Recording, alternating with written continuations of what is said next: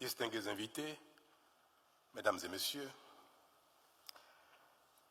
dans le système solaire qui est le nôtre,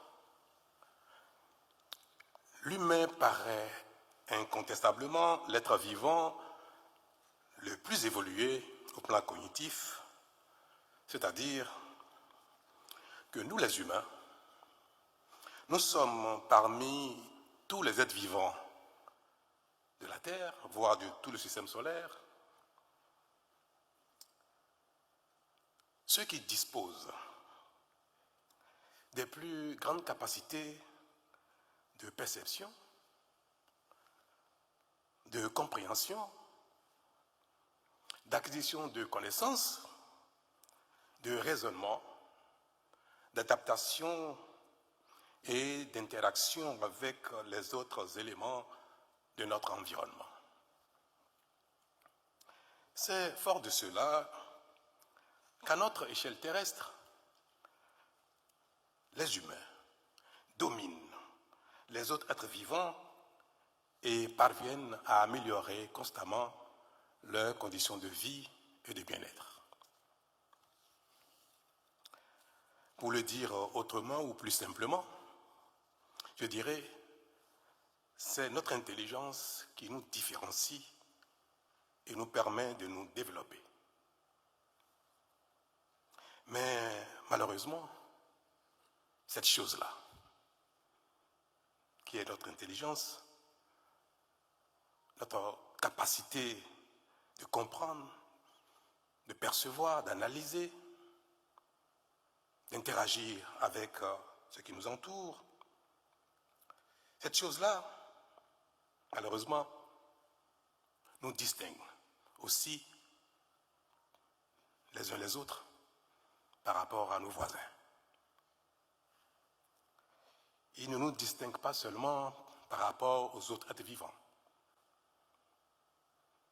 Il fait la différence entre chacun de nous. Mesdames et messieurs, il est donc indéniable que notre développement individuel et communautaire, permettant l'amélioration de notre environnement, de nos conditions de vie et de notre bien-être, dépend exclusivement de ces capacités que je viens de citer. Ces capacités qui relèvent de notre cerveau et qu'on appelle capacités cognitives constituent pour chacun de nous, hommes et femmes, l'élément le plus important et le plus précieux de notre nature humaine. Notre développement n'est pas fonction de ce que notre environnement nous offre. Il n'est pas fonction des richesses du sous-sol. Il n'est pas fonction de ce que la nature nous offre de manière générale. Notre développement est fonction de ce que nous sommes capables de faire avec ce que la nature nous offre. La véritable richesse de chacun, ou la source véritable de richesse de chacun, est bien son potentiel cognitif. Il fait de chaque homme, chaque humain, la véritable richesse ou la source véritable de richesse de sa communauté. Comme disait Jean Baudin, il n'est de richesse que d'hommes. Mesdames et messieurs, si la richesse principale, voire exclusive, d'une nation est sa ressource humaine, que la qualité de cette ressource réside principalement dans son potentiel cognitif et que ce potentiel dépend des conditions de constitution et d'évolution de chaque individu. Pourquoi ne devons-nous pas chercher par tous les moyens ce qui permet ou ne permet pas la constitution effective et conséquente de ce potentiel. Cette question, qui constitue l'objet de notre conférence de ce matin, mesdames et messieurs, paraît désormais sans intérêt, puisque la science nous a révélé avec certitude que le plein potentiel cognitif se constitue au cours des 1000 premiers jours de la vie, soit du 3e mois de gestation jusqu'à l'âge de 2 ans, et que la qualité de la nutrition durant cette période en est un facteur déterminant.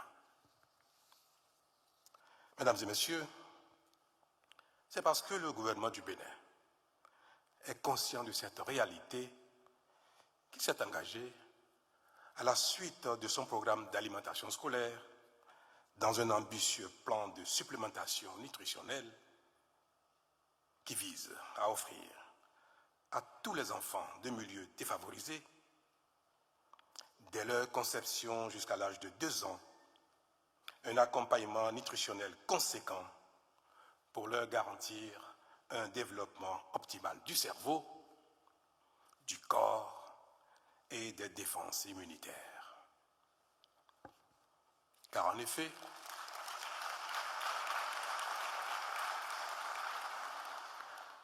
effet, chaque enfant malnutri, c'est une intelligence fragilisée et limitée. C'est une force perdue. C'est un avenir compromis. A contrario, chaque enfant bien nourri est une promesse de réussite, un moteur de croissance, une pierre solide pour bâtir la société et rompre la chaîne intergénérationnelle de malnutrition. Cette chaîne qui veut qu'une mère malnutrie donne naissance à un enfant fragile à potentiel limité et qui, à son tour, s'il est malnutri lui aussi, aggrave les faiblesses de sa progéniture et la rend très peu apte à profiter efficacement des infrastructures, de l'éducation, de la formation, des offres d'emploi et autres que sa communauté lui offre. Une progéniture qui entretiendra la chaîne de la pauvreté transgénérationnelle qui, in fine, apparaîtra comme une fatalité. Oui, cette fatalité de pauvreté des pays pauvres. Malheureusement, mesdames et messieurs, l'Afrique, notre continent, se trouve être majoritairement concerné, voire la plus majoritairement concernée par cette problématique de malnutrition. C'est pourquoi il nous faut décider de nous engager et d'investir massivement dans la nutrition afin qu'elle devienne pour nous un puissant levier de santé publique, de réussite scolaire et professionnelle, de productivité économique et au total de prospérité nationale et continentale. Ce faisant, nous pourrons nous passer sans regret des richesses du sous-sol, de l'aide au développement,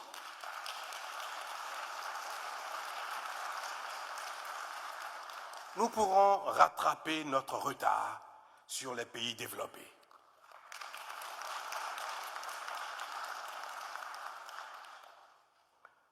Nous pourrons nous aussi contribuer efficacement au développement global de l'humanité.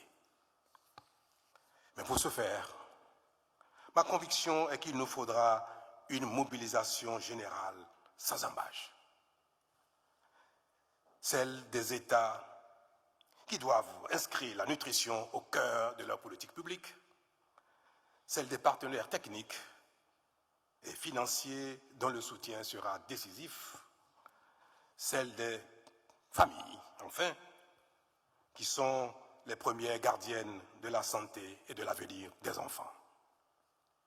Vous l'aurez compris, mesdames et messieurs, bien nourrir nos enfants n'est pas une option, c'est un impératif.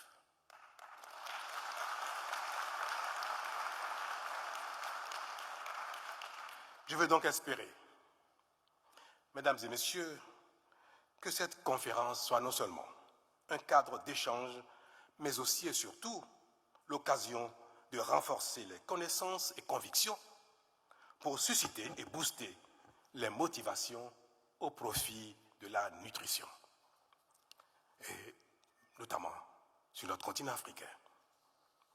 Elle devra, cette conférence, marquer un tournant décisif en matière de nutrition sur le continent africain.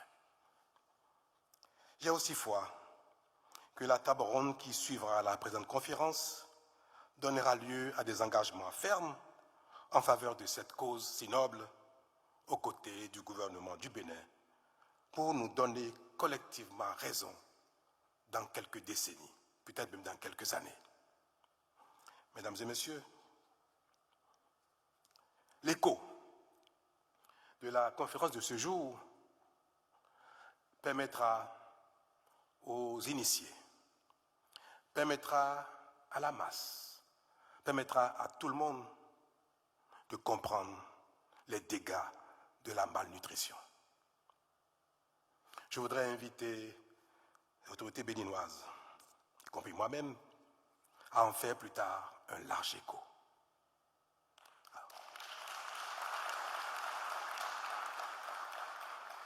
J'invite donc les experts et les scientifiques à nous donner les éléments d'explication, de compréhension dans les mots les plus simples.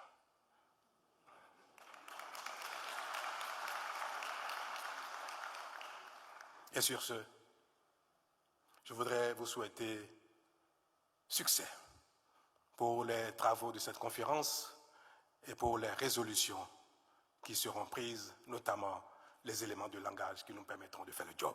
Merci.